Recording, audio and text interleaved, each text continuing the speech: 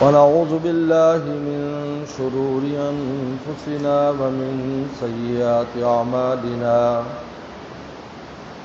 من يهده الله فلا مضل له ومن يضلل فلا هادي له ونشهد أن لا إله إلا الله وحده لا شريك له ونشهد أن سيدنا وسندنا وحبيبنا وشفيعنا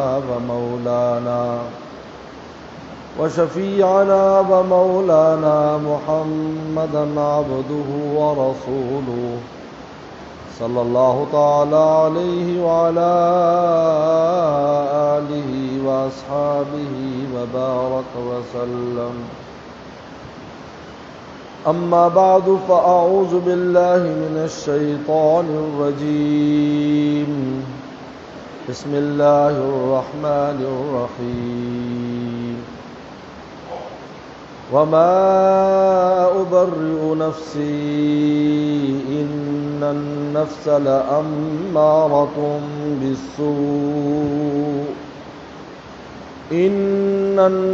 لأمارة بالسوء إلا ما رحم ربي إن ربي غفور رحيم. فقال النبي صلى الله عليه وسلم الكيس من دان نفسه وعمل لما بعد الموت أو كما قال عليه الصلاة والسلام. صدق الله وصدق رسوله النبي الكريم. میرے محترم بزرگ اور دوستو، اللہ تعالیٰ نے قرآن مجید میں سورہ یوسف میں حضرت یوسف علیہ السلام کے ایک مقولہ نقل فرمایا ہے. وہ واقعہ اور قصہ تو آپ حضرات کو معلوم ہے کہ محل کی چار دیواری میں حضرت یوسف علیہ السلام کے عزت پر حملہ کیا گیا. بعض دوست یہ کہہ دیتے ہیں آج ماحول بہت خراب ہے، ہم کس طرح گناہوں سے بچیں، اللہ کی نافرمانی سے بچیں.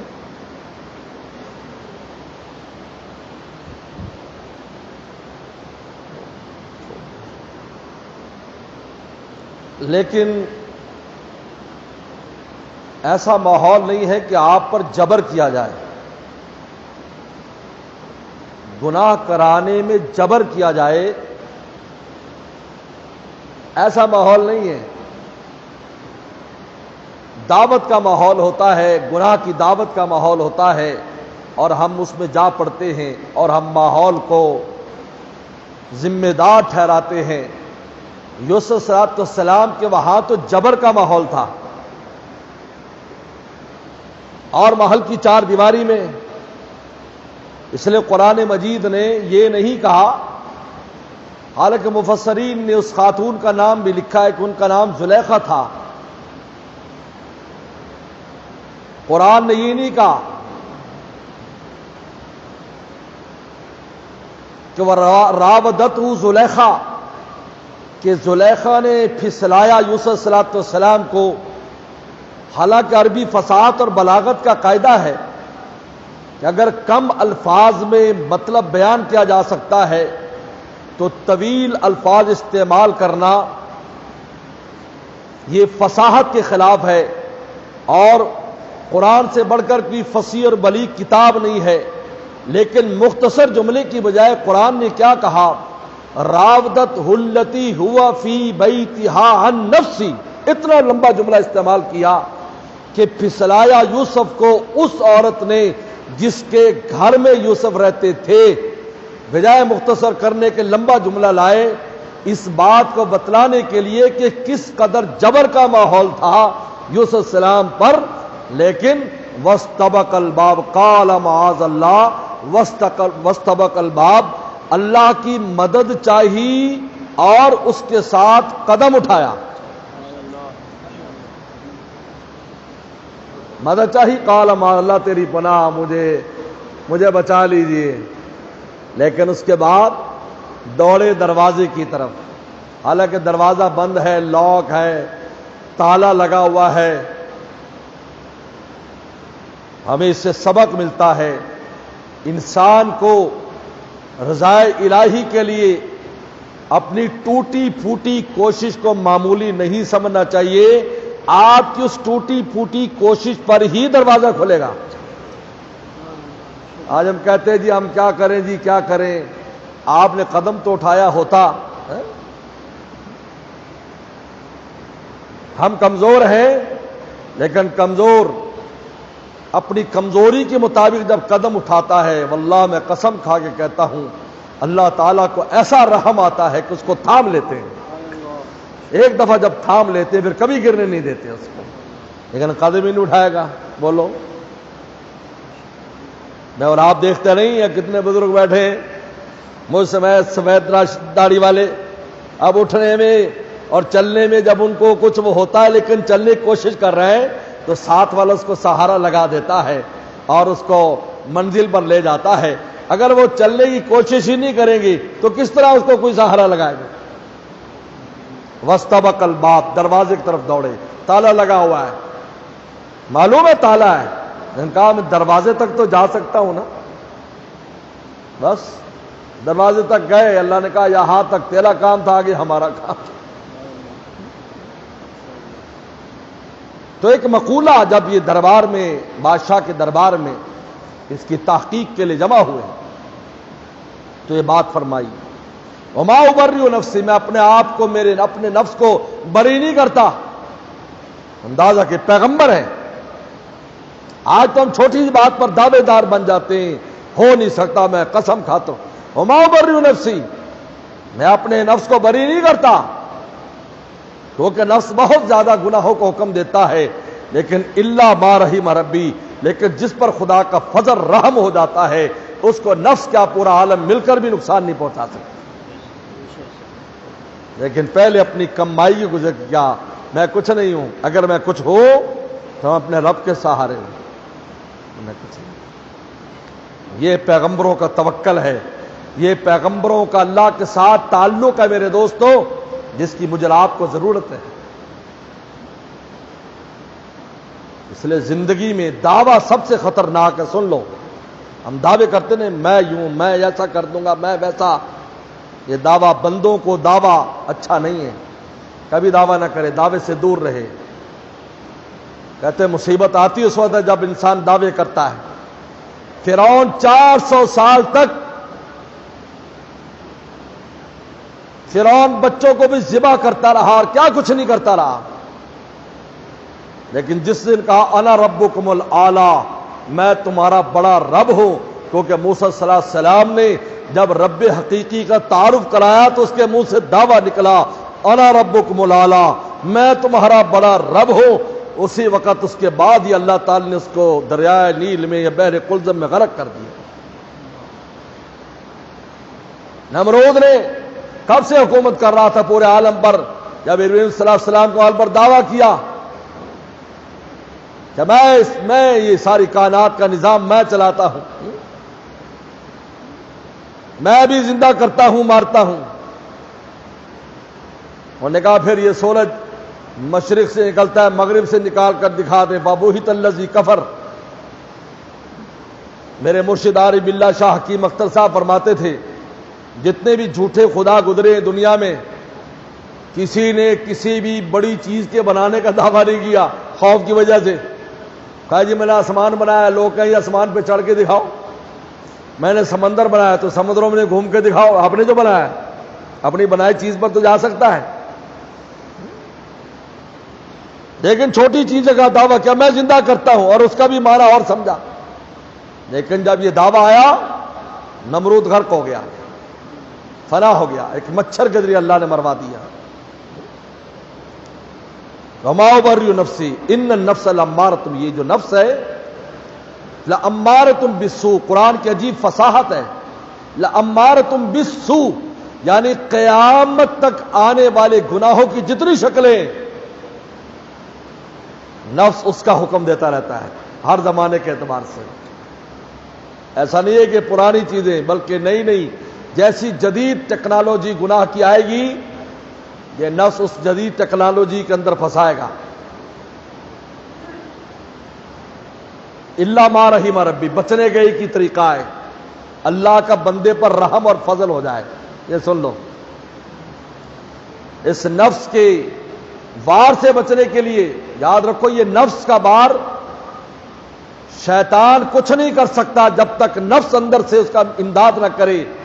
آپ اس حدیث کو اور اس دعا کو دیکھ لیجئے، ربی لا تکلنی الی نفسی طرفۃ عین، اے اللہ آنکھ جھپکنے کی مقدار بھی مجھے میرے نفس کے حوالے نہ کرنا.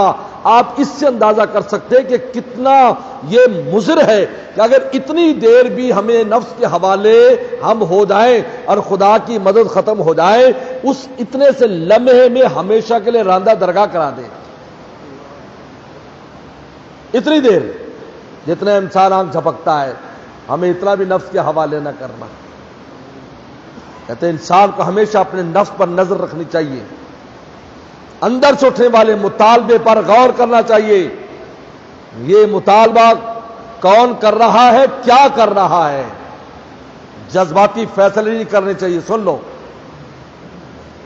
کیا معاملات ہوں، غصہ آ گیا کسی بات پر، اچھا میں بھی ایسے کر دوں گا، رک جاؤ. ایسا نہ ہو کہ یہ غصہ اس کی خطا پر کم آ رہا ہو اور نفس اس کو زیادہ بھڑکا رہا. رک جاؤ.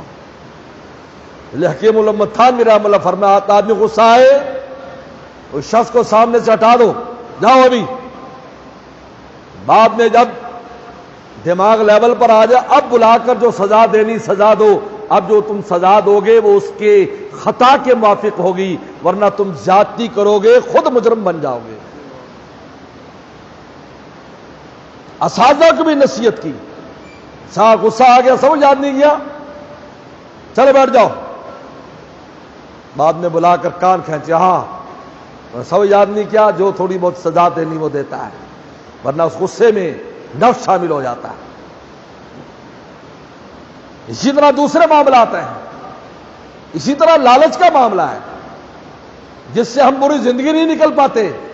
آفر آئی، بہت لالچ آئی اس میں، او ایسے او نفس ایسے اندر سے باہر نکلتا ہے اور کہتا ابھی سے اس کو قابو کر لو. نہیں، رکو، جلدی نہ کرو. رسول اللہ نے فرمایا یہ دنیا سرسبز اور میٹھی ہے.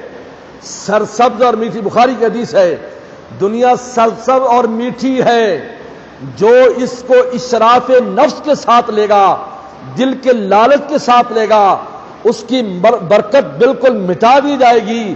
اور جو اس کو سخاوت قلب کے ساتھ لے گا کہ مل گئی تو بہت اچھا، نہ ملی تو جس میرے بھائی کی قسمت میں اس کو مل جائے، فرمایا اب اگر وہ چیز ہاتھ میں بوری کا لہو فی ہی، برکت سے بھر دی جائے گی.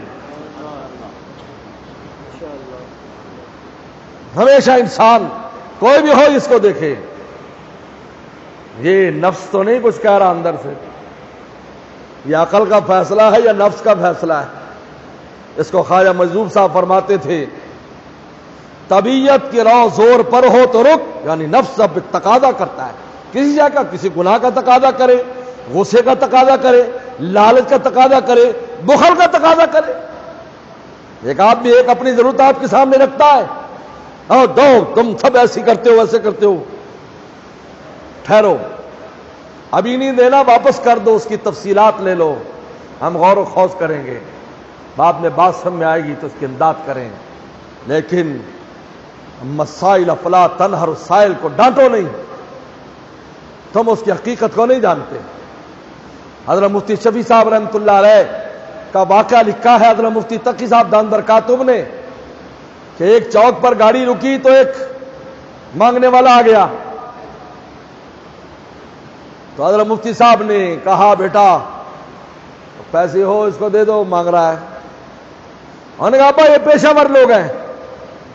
تو مفتی، ایک بڑا مفتی چھوٹا مفتی، انہوں نے کہا یہ تو پیشہ ور لوگ ہیں. یہ پتہ نہیں سچ کہہ رہے یا غلط کہہ رہا ہے. تو مفتی شفیع صاحب نے فرمایا اگر تمہیں اس بات کا یقین ہے کہ جھوٹا ہے تب نہ دو، اگر تمہیں معلومات نہیں ہے تو فتویٰ نہ لگاؤ. ہو سکتا ہے ضرورت مند ہو.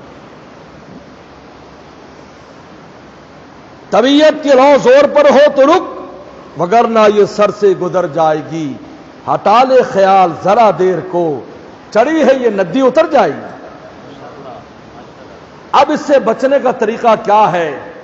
رحم ربی کھینچنے کا طریقہ کیا ہے؟ قرآن نے خود ہی بیان کر دیا، اور مجھے آپ کو اس کو سخت ضرورت ہے.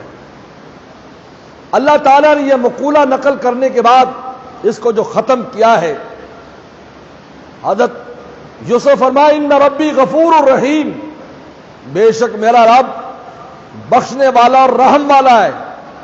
غفور الرحیم، میرا رب بخشنے والا اور رحم والا ہے. یہ جو دو الفاظ غفور الرحیم کے استعمال کیے، یہ دو خزانے بتائے ہیں. یہ وہ نام ہے جس کے ذریعے اللہ ما رحیم ربی، جب خدا کا رحم ہو یہ نفس پھر تمہیں نقصان نہیں دے سکتا. اگر تم چاہتے ہو اللہ تعالیٰ کے رحم کو حاصل کرنا، غفور الرحیم کا سہارا لو. غفور کے لیے اللہ سے معافیا مانگو، توبہ کرو، کثرت سے استغفار کرو. جب تم کثرت سے استغفار کرو گے اور توبہ کرو گے خدا کا رحم آپ پر متوجہ ہوگا، اور جب خدا کا رحم متوجہ ہوگا نفس نقصان نہیں پہنچائے گا. یہ تصویر سن لو. لوگ کہتے ہیں تصویر دے دیجئے، ہمارا نفس گناہ نہ کر، اللہ نے خود فرما دیا میری شان مغفرت کا سہارا لو. تو شان مغفرت کا سہارا کیا ہے؟ ان سے معافی مانگنا. کیونکہ قرآن مجید کا یہ انداز ہے کہ اللہ تعالیٰ اپنا نام جب استعمال کرتے کسی آیت کے آخر میں تو پہلے والے مضمون کی دلیل پیش کرتے ہیں کہ یہ میں نے کام اس لیے کیا کہ میں یوں ہوں. استغفروا ربکم، معافی مانگو اللہ سے. قرآن کہتا ہے انہ کان غفارا، کیوں مانگے؟ اس لیے کہ بہت بخشنے والا ہے، اس لیے مانگو، اس لیے مانگو. غفارا ہے، غفور الرحیم. اور شان مغفرت سے فائدہ توبہ استغفار کا ذریعے. اس لیے قرآن نے کہا توب الی اللہ جمیعا ایھا المؤمنون، اے تمام ایمان والو، تمام ایمان والو سب شامل ہے، نیک بھی، بد بھی، ولی بھی، غیر ولی بھی، عالم بھی، غیر عالم بھی. توبو، تمام ایمان والو اللہ سے توبہ کرو. اس لیے کہ تم کسی بھی مقام پر ہو، اپنے مقام کے اعتبار سے تم کوتاہی کر رہے ہو، اللہ کے حقوق میں تم سے کمی ہو رہی ہے. تم توبہ کرو تاکہ تمہاری کوتاہی کا مداوع کیا جا سکے، جبیرہ کیا جا سکے. ہر آدمی کو کتنا نیک کیوں نہ ہو، سوائے پیغمبروں کے کوئی معصوم نہیں. وہ اپنے لیول پر گناہ کر رہا ہے جس لیول پر وہ ہے، لیکن اس کے گناہوں کو اپنے گناہوں پر قیاس نہ کرے. تو اللہ والا رو رہا اللہ مجھے معاف کر دینا، سمجھے یار میں بھی پہلے چوری کرتا تھا، میں بھی اب بہت روتا ہوں، سابقہ زمانے پر یہ بھی لگتا ہے ایسے ہی تھا. ایسا نہ کرو، ایسا قیاس نہ کرو. وہ اپنے مقام کے اعتبار سے رو رہے ہیں. اللہ نے ان کو جو قرب دیا ہے وہ اس قرب کا حق ادا نہیں کر پا رہے. غفور الرحیم، کثرت استغفار، کثرت توبہ اللہ کے رحم کو کھینچتا ہے. اور جب اللہ کا رحم آئے گا، اس لیے مولانا رومی نے کہا زور بگزار زاری بکن، اے انسان زور چھوڑ زاری کر. رحم آمد سوئے زاری، جو رحم اللہ کا ہے وہ زاری کی طرف آتا ہے، زور کی طرف نہیں آتا. جہاں زاری ہوتی ہے، رونا ہوتا ہے، وہاں اللہ تعالیٰ کا رحم متوجہ ہوتا ہے. اور جب رحم آئے گا الا ما رحم ربی، قرآن نے واضح کر دیا کہ اس نفس کے نقصان سے بچنے کے لیے ایک ہی طریقہ ہے کہ اللہ کی رحمت ہماری مددگار ہو جائے. وہ ہے غفور الرحیم پر. اللہ سے توبہ استغفار کریں، اپنے آپ کی کوتاہی سمجھیں، اللہ کے سامنے روتے رہیں، دل پر ندامت رکھیں. خدا کا رحم آپ پر رہے گا. جب رحم رہے گا یہ نفس آپ کو نقصان نہیں پہنچا سکتا. شیطان کی کیا مجال ہے؟ جب تک گھر کا بھیدی نہ ہو تو یہ باہر کا دشمن آپ کو نقصان نہیں کر سکتا، اور معاشرہ نقصان نہیں دے سکتا، ماحول نقصان نہیں پہنچا سکتا۔ کب؟ الا ما رحم ربی، اے وقت رحمت ربی، جب میرے رب کی رحمت ہو پھر نقصان نہیں ہوگا۔ اور رحمت زاری کے ذریعے آئے گی، جب ہم اللہ کے سامنے زاری کرتے رہیں گے، استغفار کرتے رہیں گے، گناہگار سمجھتے رہیں گے، اللہ کا رحم ہم پر متوجہ رہے گا اور نفس کی شرارتوں سے بچ جائیں گے۔ وآخر دعوانا ان الحمد للہ رب العالمین۔